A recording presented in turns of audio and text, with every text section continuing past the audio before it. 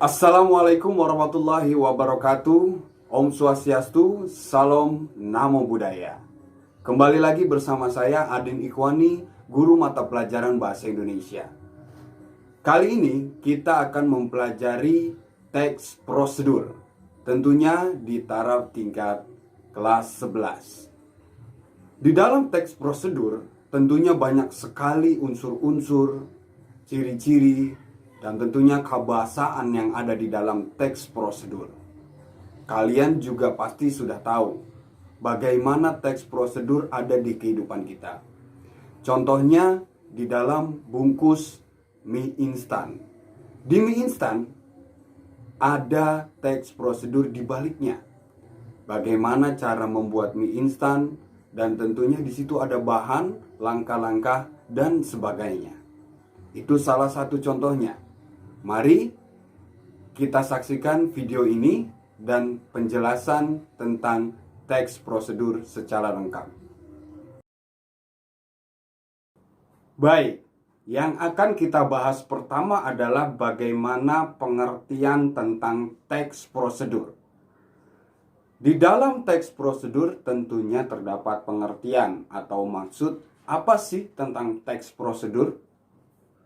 Nah, teks prosedur adalah teks yang berisi cara atau tujuan dalam membuat sesuatu untuk menghasilkan apa yang kita inginkan. Tentunya dengan langkah-langkah yang tepat dan secara berurutan demi tercapainya apa yang akan kita buat. Teks prosedur biasanya terdiri atau berisi tentang teks prosedur yang tips-tips tentang prosedur, tutorial tentang prosedur, maupun tata cara dan langkah-langkah dalam teks prosedur. Secara gampang atau secara mudahnya, teks prosedur adalah berisi tentang tutorial, cara dalam membuat sesuatu demi tercapainya tujuan yang akan kita inginkan. Nah, sebelumnya kita sudah tahu bagaimana pengertian tentang teks prosedur. Saat ini kita akan membahas tentang struktur yang ada di dalam teks prosedur. Di dalam teks prosedur terdapat 4 struktur. Yang pertama ada tujuan.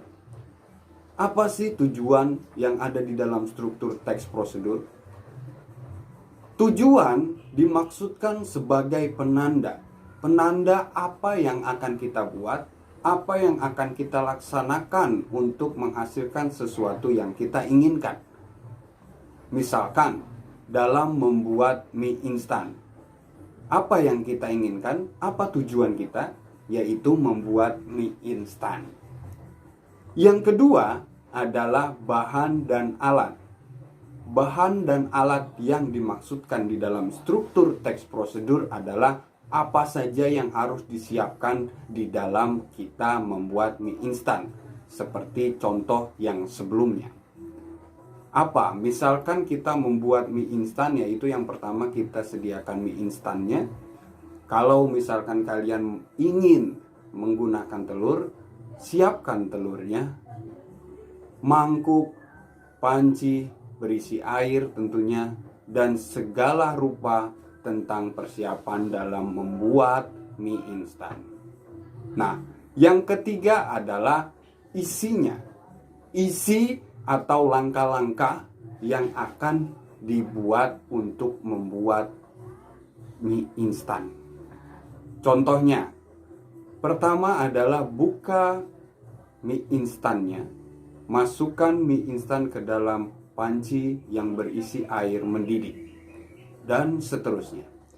Itulah dari langkah-langkah dalam struktur teks prosedur pembuatan mie instan.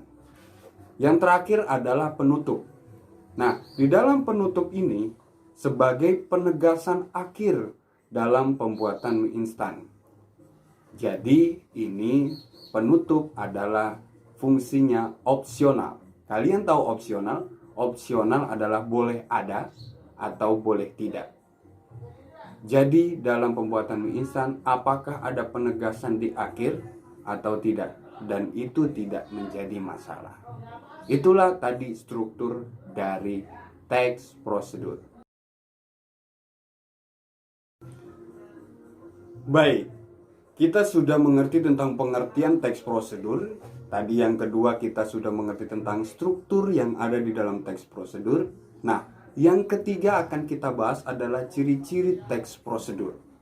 Nah, yang pertama dalam ciri-ciri teks prosedur adalah teks prosedur berisi kalimat imperatif. Apa sih kalimat imperatif? Kalimat imperatif adalah kalimat yang berisi perintah. Di dalam langkah-langkah teks prosedur berisi perintah. Contoh, masukkan mie instan ke dalam panci yang berisi air. Masukkan. Itu salah satu dari contoh kalimat imperatif. Contoh selanjutnya adalah misalkan di dalam kalimat imperatif, tuanglah bumbu ke dalam mangkuk dan tuanglah mie instan ke dalam mangkuk. Aduk sampai merata. Itulah salah satu contoh dari kalimat imperatif yang berisi perintah tentang apa yang harus kita lakukan. Yang kedua adalah menggunakan kata kerja aktif. Kata kerja aktif adalah kata kerja yang misalkan kalau dalam contohnya misalkan menyiram, dari kata dasar siram. Menyiram menjadi suatu kata kerja karena melakukan sesuatu kepada benda yang akan dilakukan. Contoh yang kedua adalah membungkus. Membungkus adalah kata dasarnya bungkus. Jadi membungkus melakukan kegiatan yang dilakukannya. Yang selanjutnya adalah berisi kata atau konjungsi. Konjungsi apa? Yaitu kata penghubung. Nah, kata penghubung di sini biasanya di dalam teks prosedur berisi kata penghubung temporal yang berhubungan dengan waktu.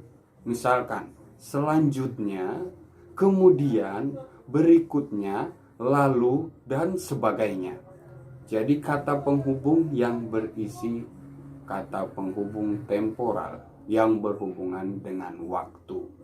Nah, dari teks prosedur sendiri, ciri-cirinya adalah berisi langkah-langkah, tutorial, step by step. Ada langkah pertama, langkah kedua, langkah selanjutnya. Itulah dari ciri-ciri teks prosedur. Nah, untuk semuanya, dalam pembahasan terakhir ini kita akan berfokus kepada kebahasaan di dalam teks prosedur. Seperti yang tadi ada di dalam ciri-ciri teks prosedur, tentunya di dalam kebahasaan hampir mirip dengan ciri-cirinya. Yang pertama adalah menggunakan kalimat imperatif yang tadi saya bilang, yaitu kalimat yang berisi perintah. Yang kedua adalah kalimat deklaratif. Deklaratif adalah berisi tentang penjabaran informasi-informasi yang akan dilakukan oleh pembuat sesuatu untuk menghasilkan apa yang ia inginkan. Yang ketiga adalah kalimat atau kata penghubung atau yang dibilang konjungsi. Yang tadi saya bilang, konjungsi di dalam teks prosedur biasanya berisi konjungsi temporal yang berhubungan dengan waktu. Yang selanjutnya adalah verba material. Verba material ini berhubungan dengan tingkah laku. Tingkah lakunya apa? Apa yang harus dilakukan si pembuat yang membaca teks prosedur tersebut. Apa yang harus dilakukan dan apa yang harus dibuat. Itu biasanya ada di dalam ciri kebahasan teks prosedur. Tentunya yang selanjutnya adalah ada partisipan. Siapa yang akan melakukan teks prosedur itu? Siapa yang akan membuat sesuatu dari teks prosedur tersebut? Nah, yang terakhir adalah biasanya ada bilangan penanda. Apa sih yang dimaksud dengan bilangan penanda? Bilangan penanda adalah sebagai angka, bisa sebagai huruf, sebagai penanda langkah-langkah yang tertera di dalam teks prosedur. Nah, itulah teman-teman semuanya untuk pembahasan tentang teks prosedur. Ada 4. Yang pertama saya ulang pengertian tentang teks prosedur. Yang kedua di dalam struktur teks prosedur. Ketiga adalah ciri-ciri yang ada di teks prosedur. Keempat adalah kebahasaan yang ada di dalam teks prosedur. Tentunya untuk teman-teman semua, semoga bermanfaat tentang materi teks prosedur kali ini.